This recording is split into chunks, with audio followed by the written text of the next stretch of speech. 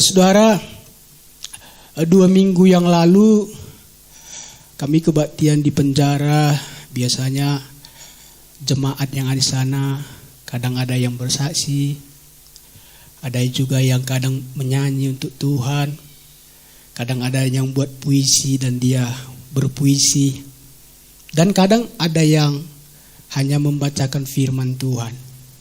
Ada jemaat dia berkata demikian, saya mau membacakan firman dan saya sangat tertempa dengan firman ini, dan sekeluarnya saya dari penjara ini saya mau melayani Tuhan. Dia katakan, untuk kami hamba Tuhan, pernyataan-pernyataan seperti ini, itulah sukacita kami, itulah kebanggaan kami melihat ada orang yang mengalami Tuhan.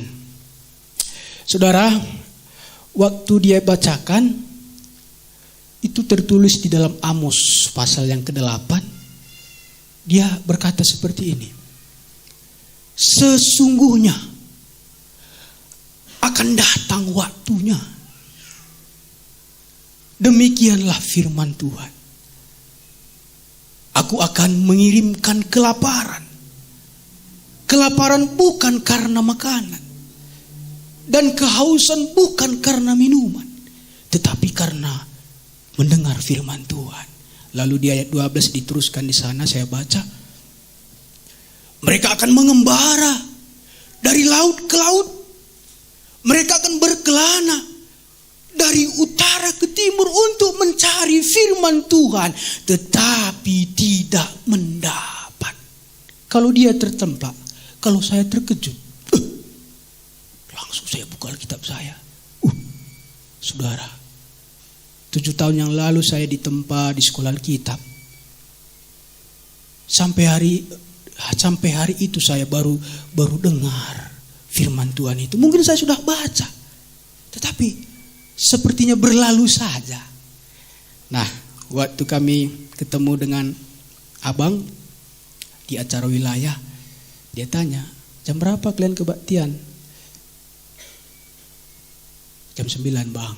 Saya pikir, mungkin kami kedatangan tamu ini, saya pikir. Rupanya saya yang jadi tamu. Jadi hari ini saya jadi tamu di tempat ini.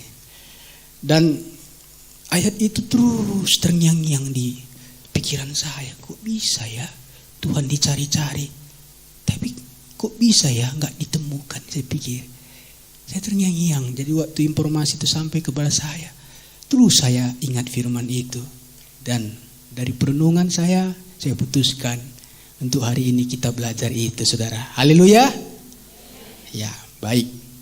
Mari kita bangkit berdiri, kita akan membaca firman Tuhan. Mari kita membuka Alkitab kita di dalam Amos pasalnya yang ke-8. Amos pasal yang ke-8 ayat 11 sampai ayat yang ke-14. Saya baca ayat 11, Bapak Ibu Saudara baca ayat 12, demikian nanti seterusnya. Amos pasal yang ke-8 ayat 11. Demikianlah bunyi firman Tuhan.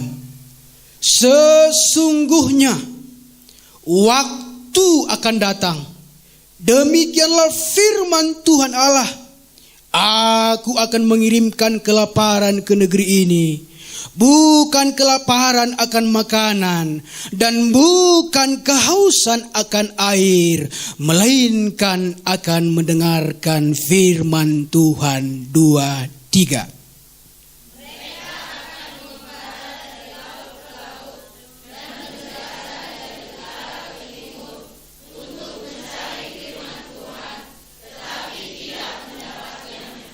Pada hari itu akan rebah lesu anak-anak darah yang cantik dan anak-anak teruna karena haus. 2-3.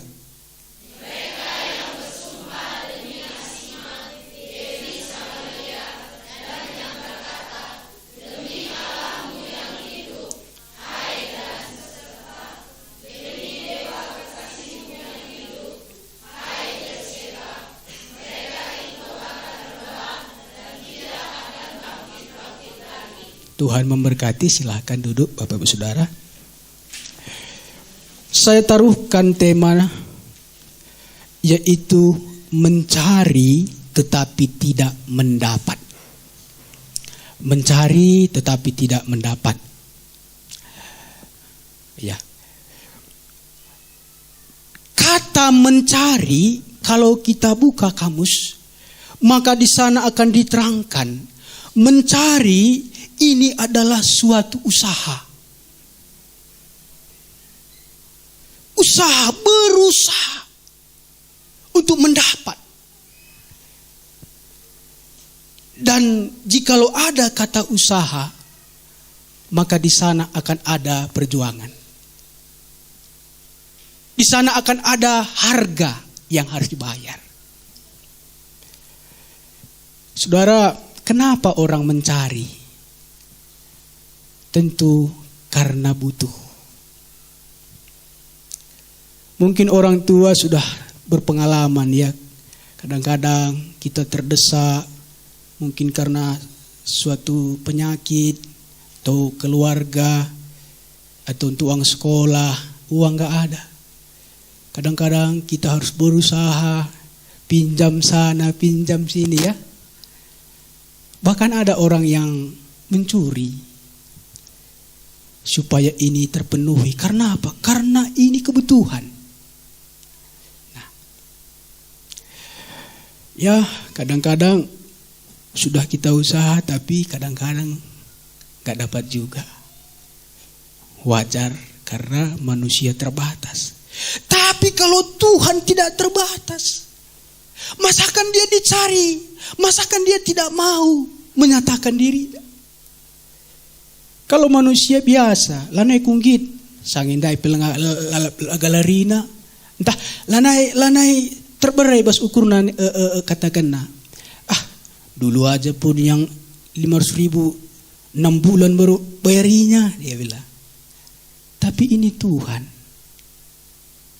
Tuhan, kenapa dicari tetapi tidak didapat?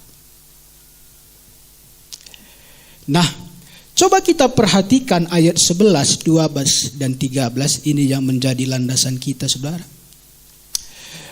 Ini merupakan rentetan atau merupakan serangkaian nubuat. Nubuat artinya peristiwa yang akan terjadi nanti. Pada waktu disampaikan, informasi belum terjadi. Tetapi ini pasti akan terjadi di depan. Kita akan melihat rentetan. Yang pertama, ayat yang ke-11. Sesungguhnya. Kata sesungguhnya. Ini adalah kata yang menekankan kesungguhan. Ini serius. Ini tidak main-main. Waktu akan datang. Proses sedang terjadi. Sudah dimulai proses itu. Sudah dikerjakan. Pada waktu disampaikan, proses itu sudah langsung berjalan. Demikianlah firman Tuhan Allah. Ingat saudara, ada kata firman Tuhan. Berarti ini adalah pekerjaan Tuhan. Pekerjaan Tuhan. Ada Tuhan yang melakukan suatu tindakan di sana. Dan kalau Tuhan yang melakukan satu tindakan, siapapun tidak bisa menghalangi. Mau siapapun orangnya, lewat semua digilas oleh kuasa Tuhan. Aku sehebat nanin tapi gilas na.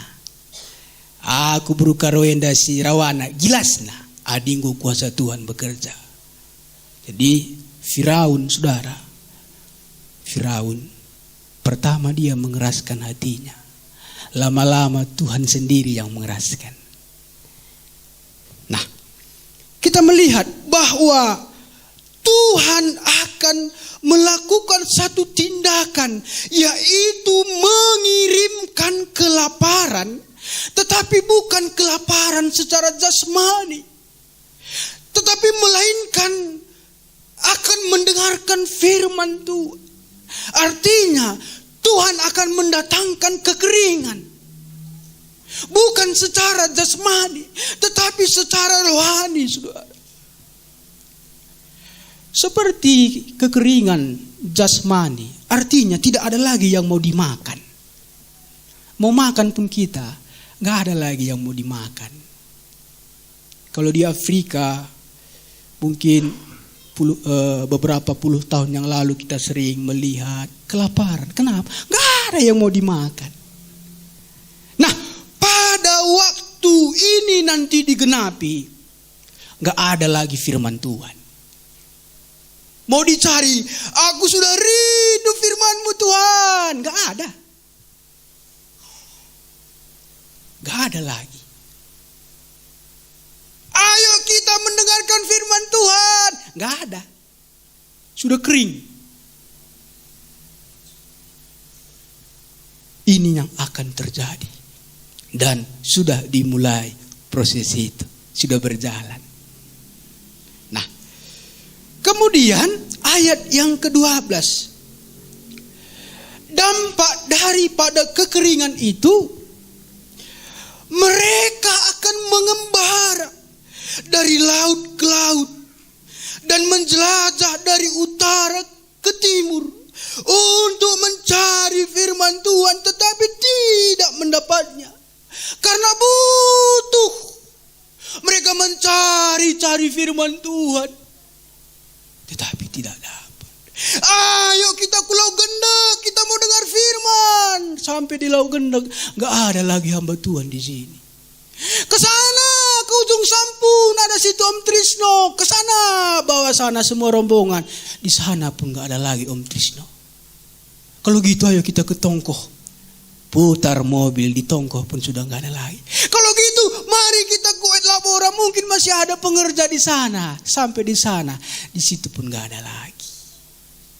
Mereka menjelajah dari laut ke laut. Ini adalah gambaran sudah di mana-mana dicari, tapi nggak ada lagi nabi di sana.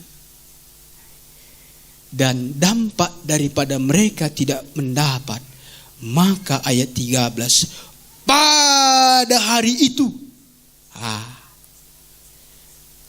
akan rebah lesu.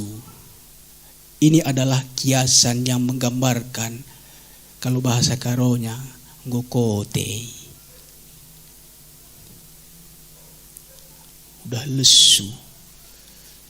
Udah kering. Pertanyaannya saudara, mengapa Tuhan mengirimkan kekeringan secara rohani? Kenapa ya? Senangkah Tuhan melihat jemaat kering secara rohani? Pasti tidak. Bukankah Allah itu Allah yang penuh dengan belas kasihan? Ya. Lalu mengapa Tuhan kirimkan? Lalu pertanyaan berikutnya, mengapa mereka yang walaupun sudah berusaha mencari-cari, tetapi tidak mendapat? Bukankah Allah berkata, carilah maka engkau akan mendapat? Ya, Dia berfirman seperti itu. Tetapi dalam konteks ini, kenapa sudah dicari pun tidak diketemukan? Dan ayat 13 ini adalah gambaran tentang jiwa yang merana. Kalau kelaparan secara jasmani, tubuh yang merana. Kalau kering secara rohani, jiwa, roh kita yang merana. Saudara, satu kali karena situasi, ada kami punya ladang garapan di dekat lewat Tiga Binanga, Loriman. Jadi ladang kami ini dekat hutan. Satu kali tanam padi, waktu sudah mau keluar bulirnya, diganggu sama kera, dikupasi. Kalau nggak dijaga ini, habis lah ini, saya pikir. Ya udahlah, nggak usahlah gereja. Minggu pertama nggak gereja, karena harus jaga banyak sekali kera. Minggu 2 pun nggak gereja. Ketiga pun nggak, sampai kurang lebih sebulan. Biasanya kalau saya dengar khotbah, hati saya sangat senang. Tapi dampak ketika saya tidak lagi bergereja, saya dengar pun khotbah, nggak lagi seperti biasa. Kadang-kadang sudah ada sedikit kecewa sama khotbah ini. Baca pun firman Tuhan, nggak masuk lagi, saudara. Akhirnya saya merana, jiwa saya merana. Apa ini, kenapa ini? Mau berdoa pun nggak seperti biasa. Biasanya Tuhan, kalau kita merenungkan kasih Tuhan, biasanya terharu hati kita, sampai-sampai kadang kita meneteskan air mata. Ini nggak lagi, saudara. Berdoa pun tidak ada lagi rasanya. Sepertinya kalaupun tidak berdoa sebenarnya nggak apa-apa lagi. Lalu satu siang saya dengar khotbah, nggak masuk. Saya tertidur. Tetapi di akhir-akhir khotbah itu berhenti pelayanan itu, saya terbangun. Saudara-saudara, ingatlah, tanpa Roh Kudus saudara tidak bisa berbuat apa-apa. Tanpa Roh Kudus. Siapa saudara yang mau hari ini dipenuhkan oleh Roh Kudus?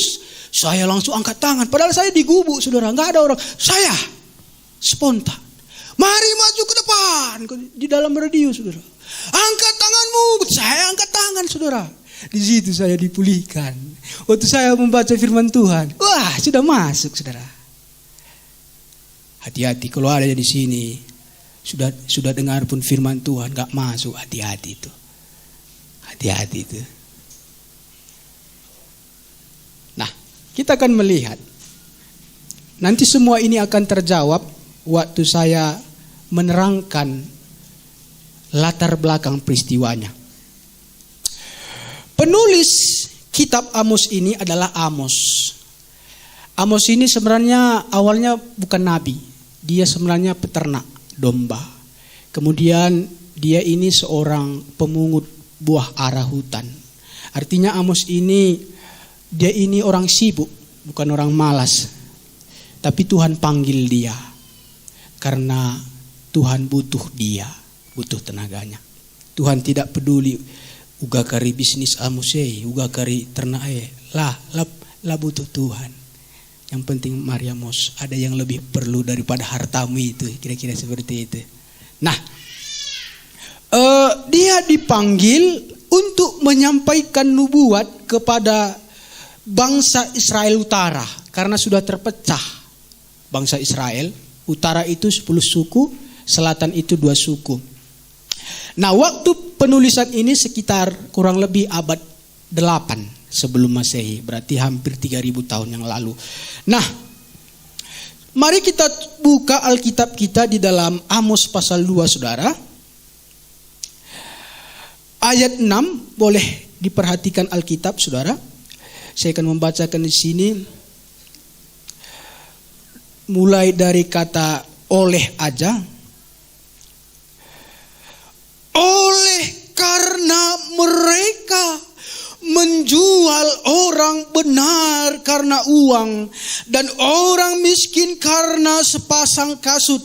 Mereka menginjak-injak kepala orang lemah ke dalam debu dan membelokkan jalan orang sengsara. Anak dan ayah pergi menjamah seorang perempuan muda sehingga melanggar kekudusan namaku. Mereka merebahkan diri di samping setiap mezbah, di atas pakaian gadaian orang, dan minum anggur orang-orang yang kena denda. Jadi saudara, perilaku bangsa Israel ini sudah sangat bobrok. Sudah sangat bejat. Tuhan lihat umat itu sudah liar. Tuhan lihat jemaat itu, sudah tidak segan lagi melakukan dosa. Sudah tidak takut lagi sama Tuhan. Sudah tidak menaruh hormat lagi kepada Tuhan. Gawat, saudara. Situasinya gawat. Itulah sebabnya Tuhan mengutus Amos di sana. Perhatikan ayat 6 tadi. Ada orang menjual orang benar karena uang. Menghalalkan segala cara karena uang. Bayangkan orang dijual. Hari-hari ini pun ada banyak orang yang menjual orang. Saya pernah dengar satu kisah. Waktu di kampung ditawarkan kerja di rumah makan. Tetapi kenyataannya menjadi pemuas nafsu hidung belang laki-laki. Dijual. Saya juga pernah mendengar basku tenda 100 manukta katanya. Apanya manukta yang saya pikir. Rupanya waktu pemilu ada tim sukses. Jadi udah dihitung per kepala nanti siano 61 keluarga kali 300 1,8. Jadi waktu ditelepon yang calon itu dan tim-tim, "Nggo 100 je manukta," katanya. Wah. Manuk dibilang manusia, saudara. Dijual. Makanya di Facebook ada orang buat gambar kepala lembu 30 juta. Orang 100.000. Saudara, dijual suaranya. Tanpa permisi, dia udah datang. "Deh, jangkena 6 dai. Monggo tak kena." Padahal sudah biasa. Weh, ngulangganan. Saudara. Bahkan anaknya sudah menikah pun masih dapat 6. Padahal sudah enggak di situ lagi, udah langganan. Saudara. Pada waktu itu orang menjual orang. Kemudian ada orang yang menindas orang lemah, diinjak-injak kepala mereka. Artinya ini menggambarkan penindasan. Harusnya orang lemah itu ditopang, malah semakin ditindas. Sudah luka, semakin luka lagi. Dia sudah berbeban berat. Datang kita salahkan lagi dia.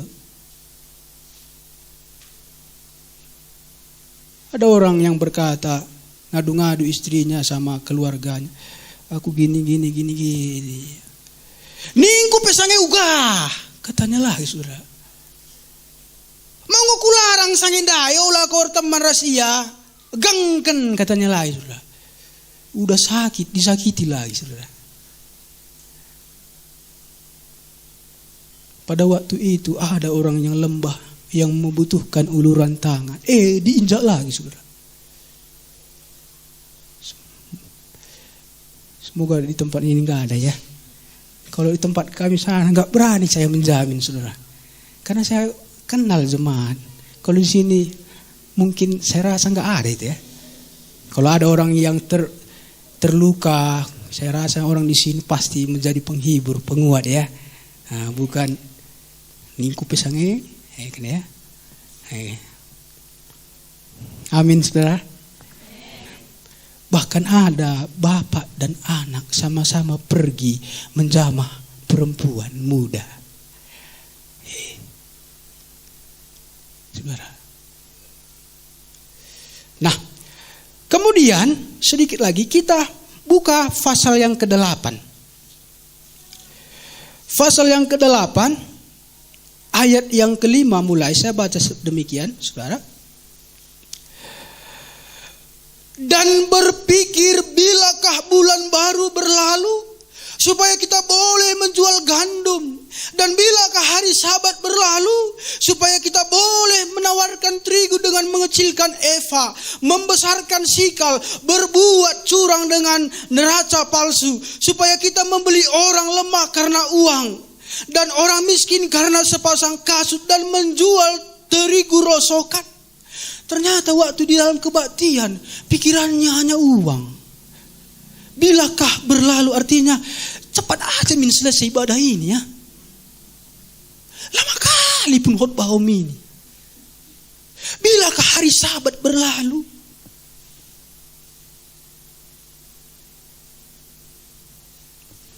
Maunya khotbah 5 menit aja saudara. Supaya apa? Supaya bisa jualan. Kan itu dia bilang tadi lah. Supaya kita menjual gandum. Tetapi mengecilkan eva setel-setel na kilona. Adi nukur iya galang banda tumbana. Adi erdaya sikiti banda tumbana. Momon pipina arah dasar nandai kudu atas. Lanai rata nggo kelbok kubas. Momon potong sitik dat pakai gerenda.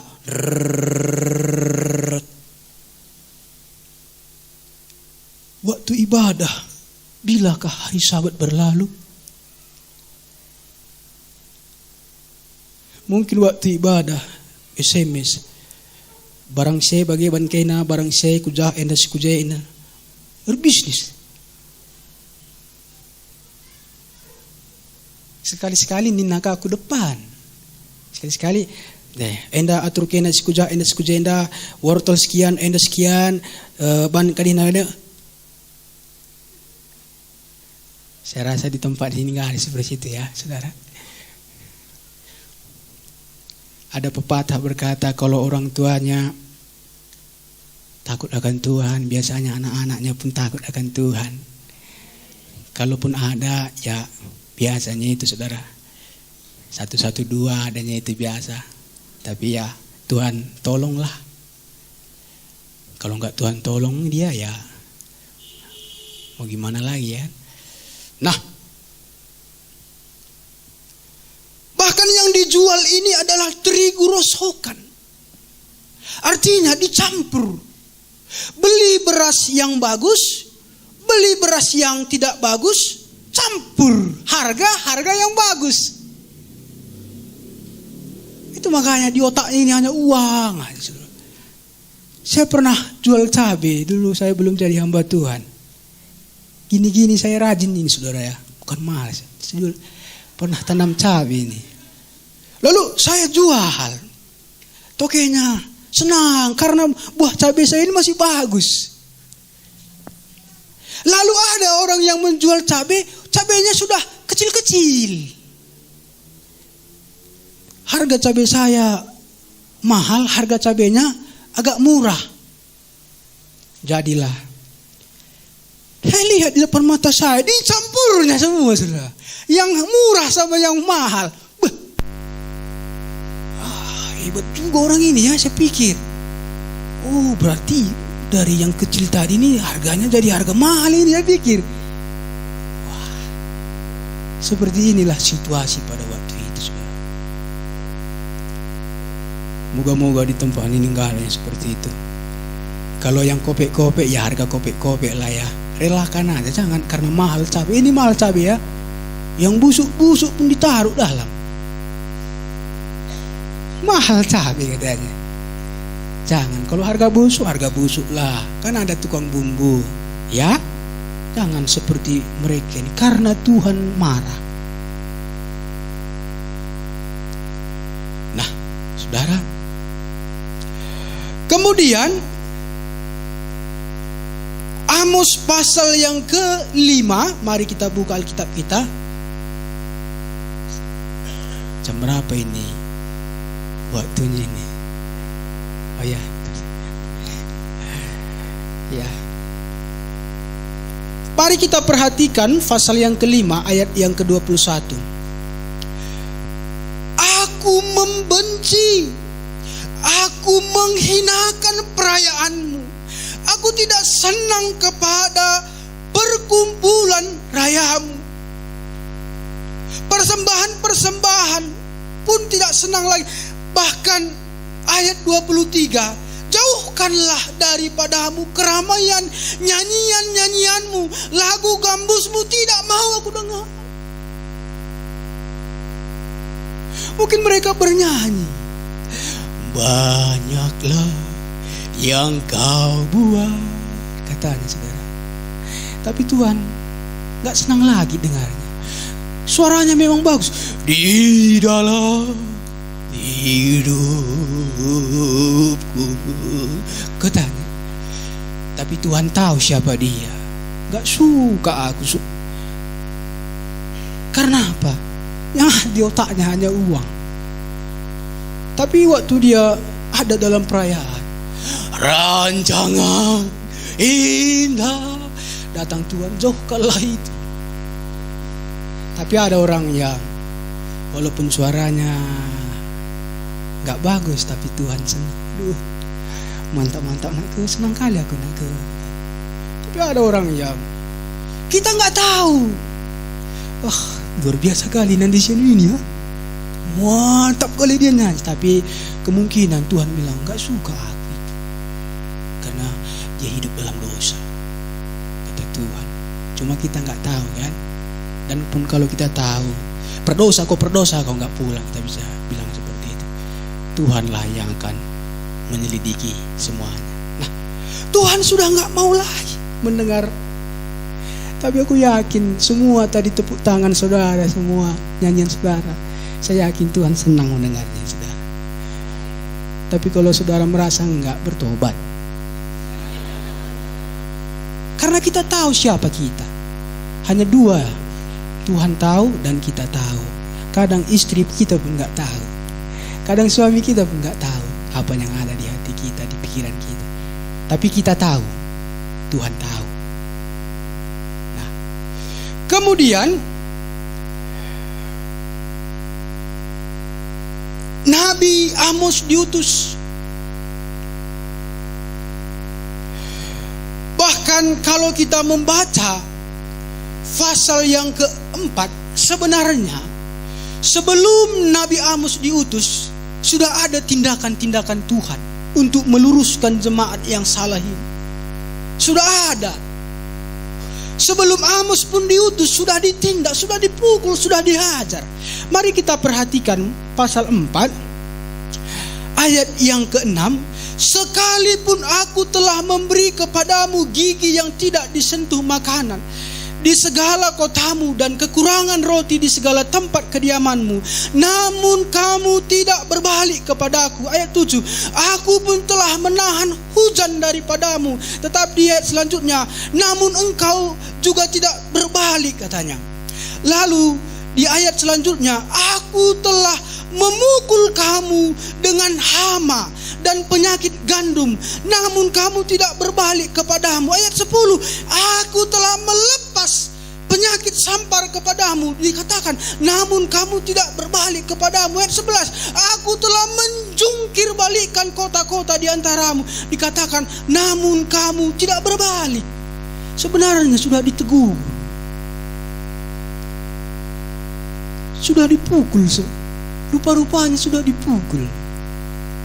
Ada anak saudara, awal-awal kita pukul dia masih respon, masih nangis, maaf. Tapi kalau lebih sering pukul jangan munah dalam hatinya.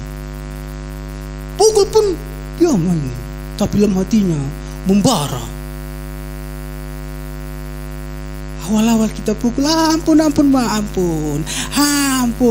Lama-lama karena keseringan dipukul, gak ada lagi kata ampun.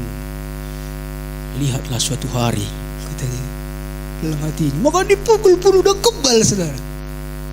Jadi bangsa itu sebenarnya sudah dipukul, sudah dihajar dengan kegagalan, karena Tuhan mendatangkan kemarau, Tuhan mendatangkan cicip di jeruk itu ya, sakit, penyakit gandum, keriting lah dan segala macam.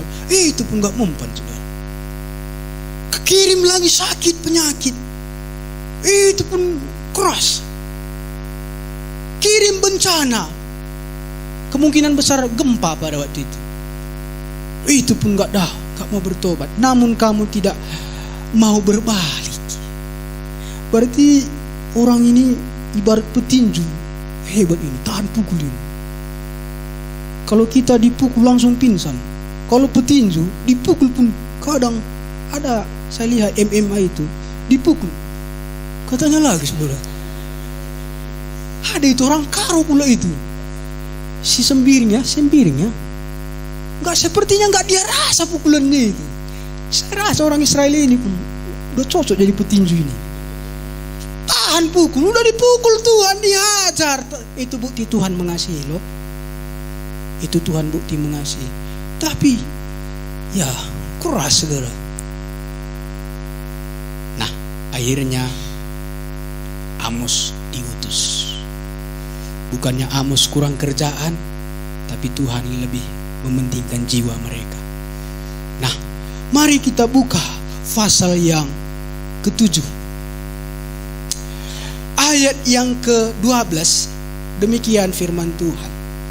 Lalu berkatalah Amasya kepada Amos, "Lihat, pergilah, enyahlah ke tanah Yehuda. Carilah makananmu di sana dan bernubuatlah di sana, tetapi jangan lagi bernubuat di Betel. Sebab inilah tempat kudus raja, inilah bait suci kerajaan." Saudara, waktu Amos diutus, bukannya diterima, tetapi diusir.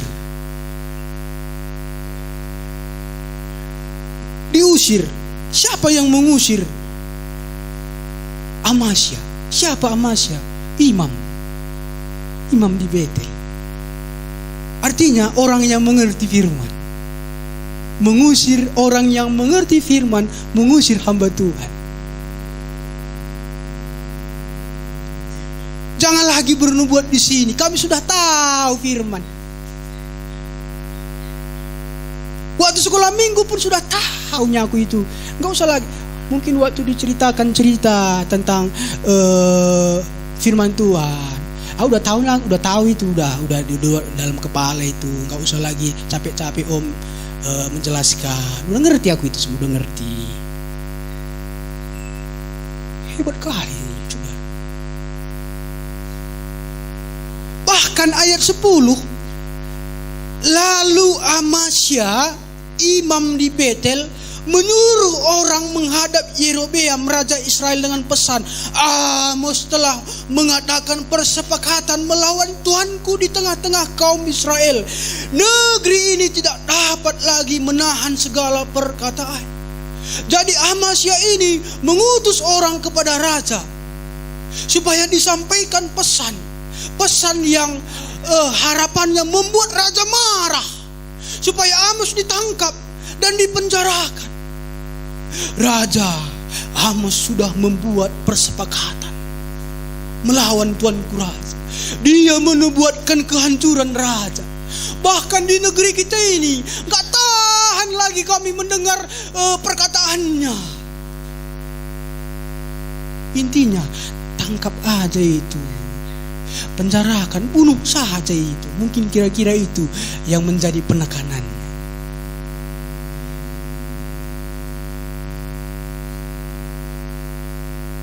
Wah,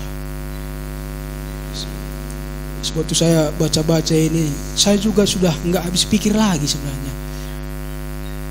Nggak tahu lagi saya mau bilang apa tentang mereka ini. Mudah-mudahanlah kami hamba Tuhan ini, kalaupun ada jemaat yang nakal, janganlah seperti ini. Kalau bisa setengahnya pun janganlah.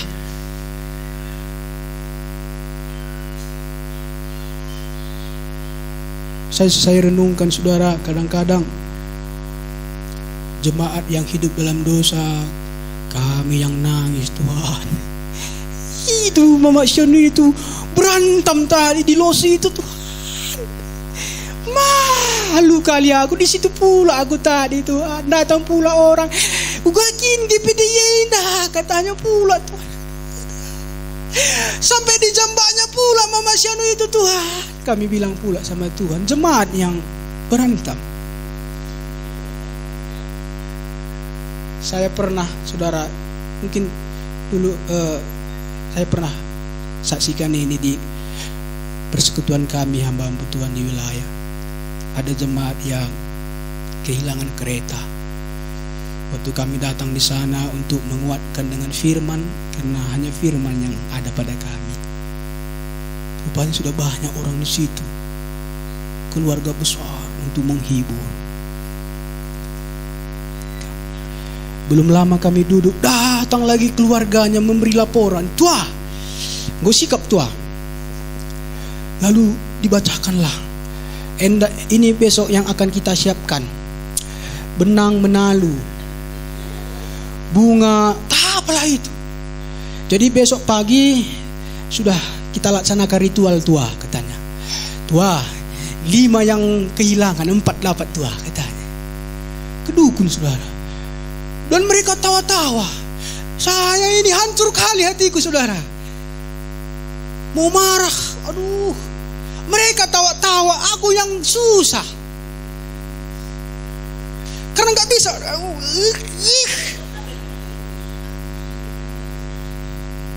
Mau menangis rasanya.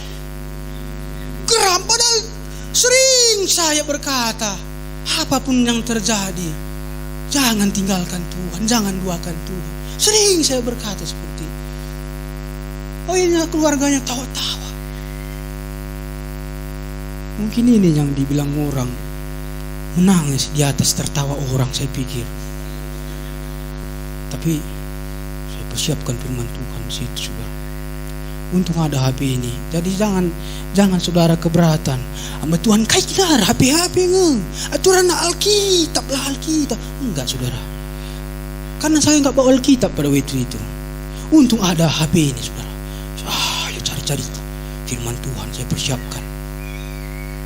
Saya tunggu-tunggu supaya pulang keluarga ini, enggak pulang-pulang. Besok pagi dilaksanakan ritual. Kalau besok saya terlambat bangun, matilah saya ini, saya pikir. Biarlah, saya pikir. Saya berdiri. Permisi Bapak Ibu Saudara.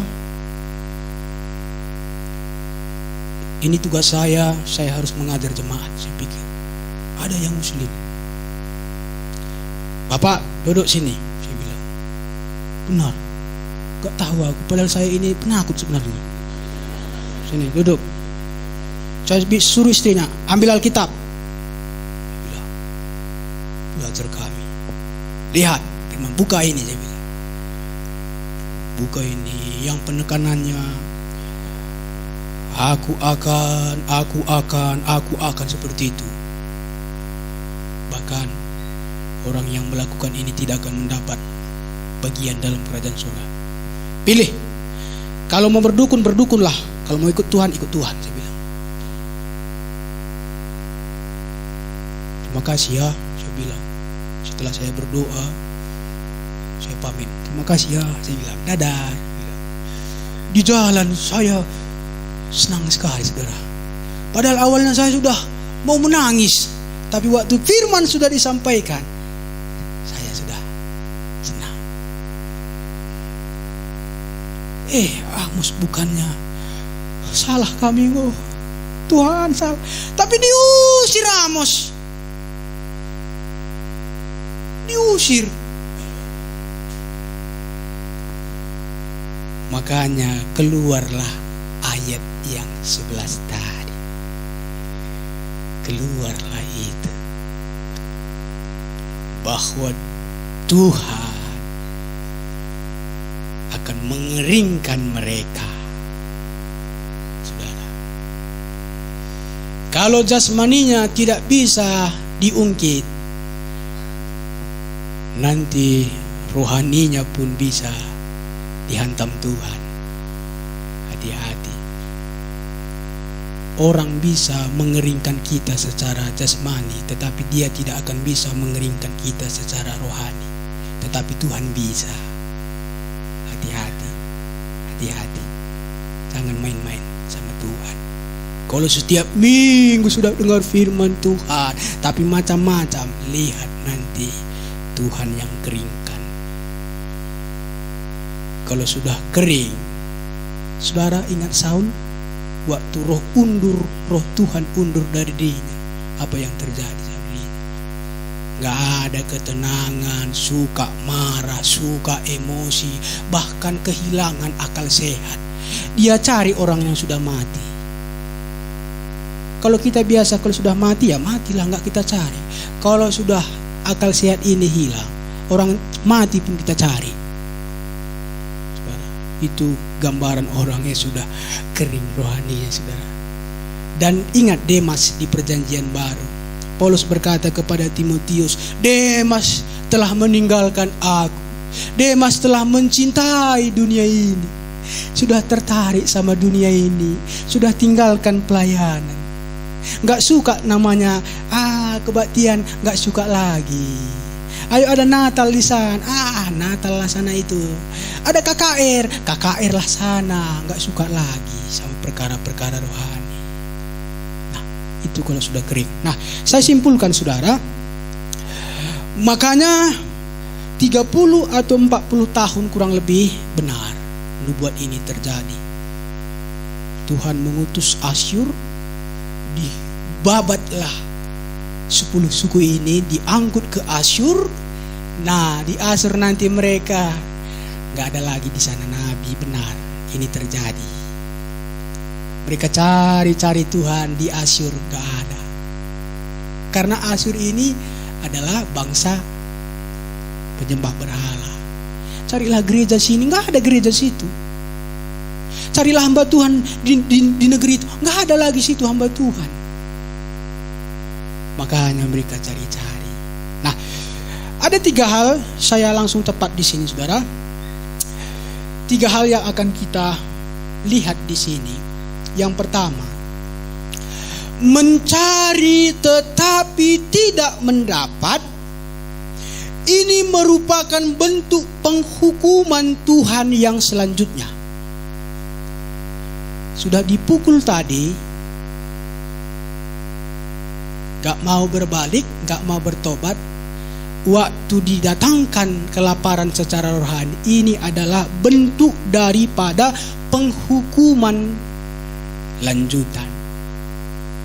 Kalau di sini mereka tidak mengalami Tuhan, nanti akan ada lanjutannya di neraka. Mau saudara dilanjutkan itu dosa yang kita perbuat sekarang, kita hentikan. Haleluya. Karena kalau tidak, nanti dilanjutkan sampai ke atas. Jangan ya. Haleluya. Cukuplah di dunia ini saja. Haleluya. Kalaupun kita sudah berdosa, walaupun jiwa kita ini merana, tubuh kita merana, tetapi oleh karena Tuhan yang membuat gak apa-apa, biarlah kita menderita. Seperti Daud katakan, lebih baik aku jatuh di tangan Tuhan. Walaupun Daud, jemaat dihantam Tuhan, gak apa-apa. Nah, mencari tetapi tidak mendapat adalah merupakan bentuk dari penghukuman Tuhan yang selanjutnya.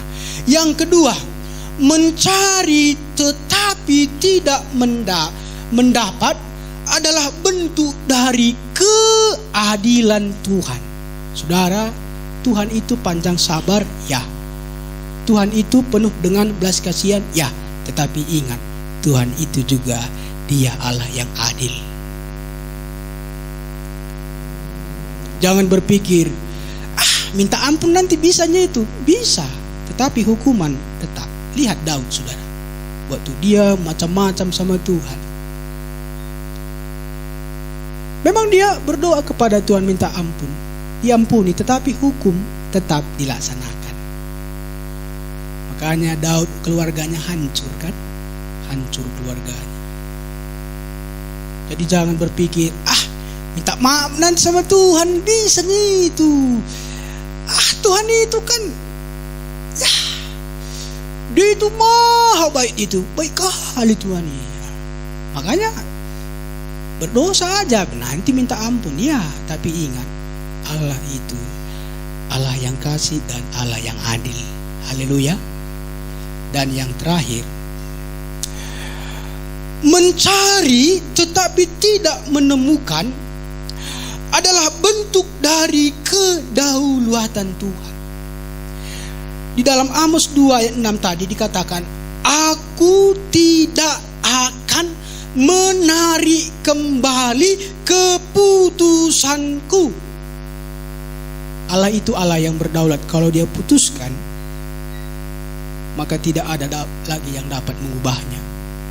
Itu menunjukkan dia adalah Allah yang berdaulat. Saya tutup dengan suatu kesimpulan. Allah Maha Besar. Dia bukan hanya dapat mendatangkan kekeringan secara jasmani saja, tetapi juga secara rohani. Allah Maha Adil. Dia adalah sumber dari segala kasih karunia, tetapi dia juga adalah Allah yang menghakimi orang yang bersalah kepadanya. Allah Maha Berdaulat. Jika ia telah memutuskan, maka tidak ada yang dapat mengubahnya. Mari kita buka Alkitab kita, 1 Korintus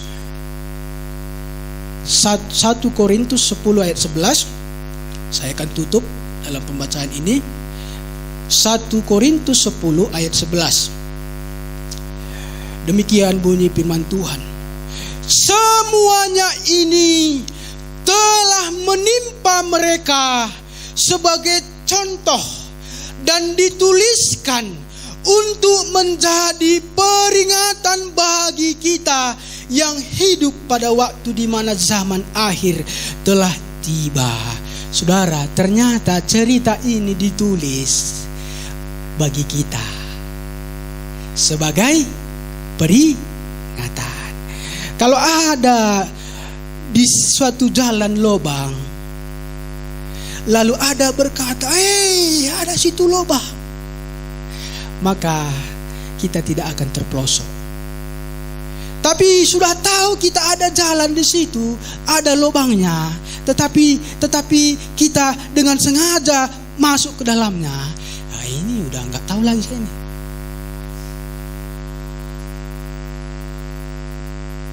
Nah, peristiwa tadi dicatat sebagai contoh bagi kita supaya kita takut akan Tuhan. Haleluya. Jangan macam-macam sama Tuhan. Jangan main-main. Dan jangan kalau kita kebaktian, otak kita ini berputar-putar uang. Hargai Tuhan. Karena hamba Tuhan mungkin gak tahu, tapi Tuhan tahu. Jangan hidup dalam dosa. Roma 15 ayat 4. Sebab segala sesuatu yang ditulis dahulu telah ditulis untuk menjadi pelajaran bagi kita, supaya kita teguh berpegang pada pengharapan oleh ketekunan dan penghiburan dari kitab suci. Semuanya ditulis itu untuk kita. Tuhan memberkati kita. Bangkit berdiri, kita akan bersyukur kepada Tuhan. Kita berterima kasih kepada Tuhan untuk kasih karunia Tuhan. Kita angkat satu pujian. Musim akan selalu berganti. Haleluya. Terima kasih Tuhan. Terima kasih. Terpujilah Engkau Tuhan. Terima kasih Tuhan. Haleluya. Terima kasih. Musim akan selalu berganti. Pelayanan seterusnya saya serahkan kepada hamba Tuhan yang ada di tempat ini.